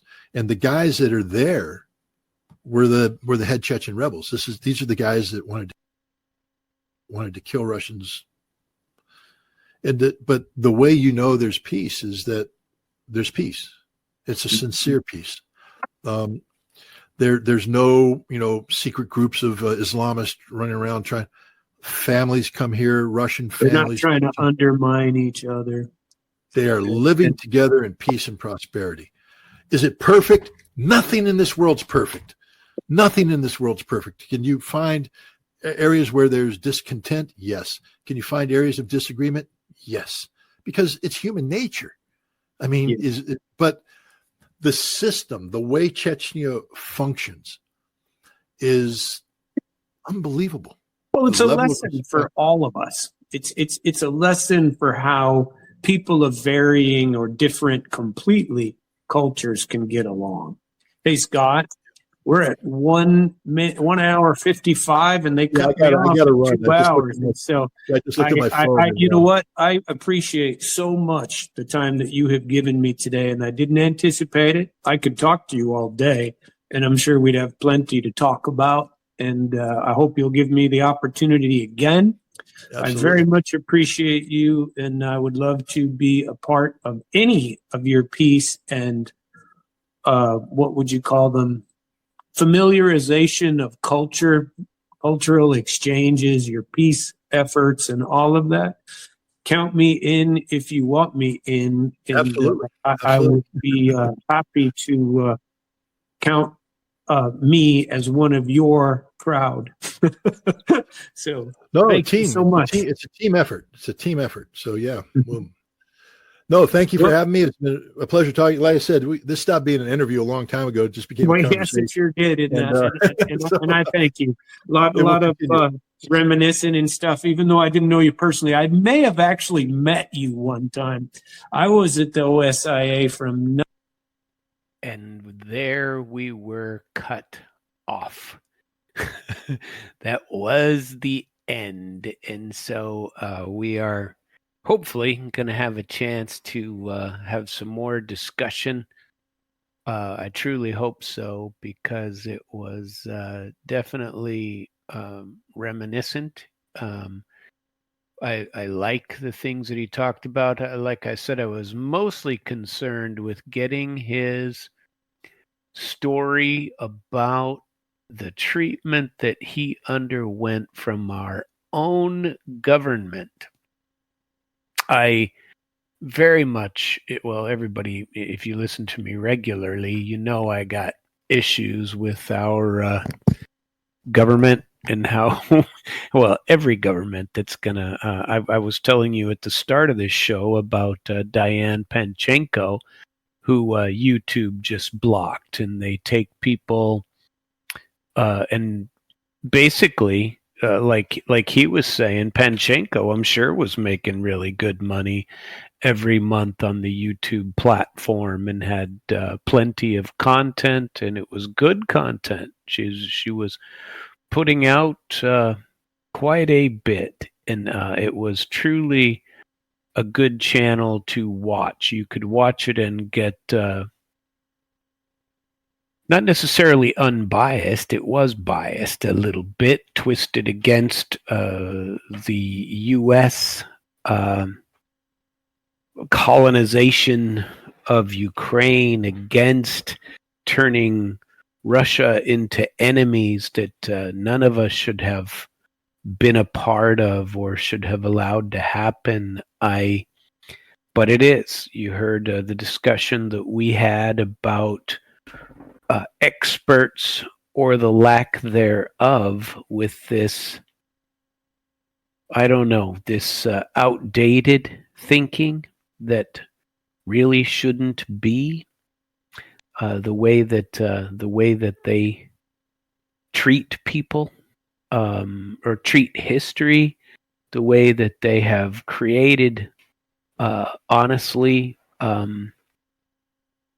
experts who aren't experts and enemies that aren't enemies.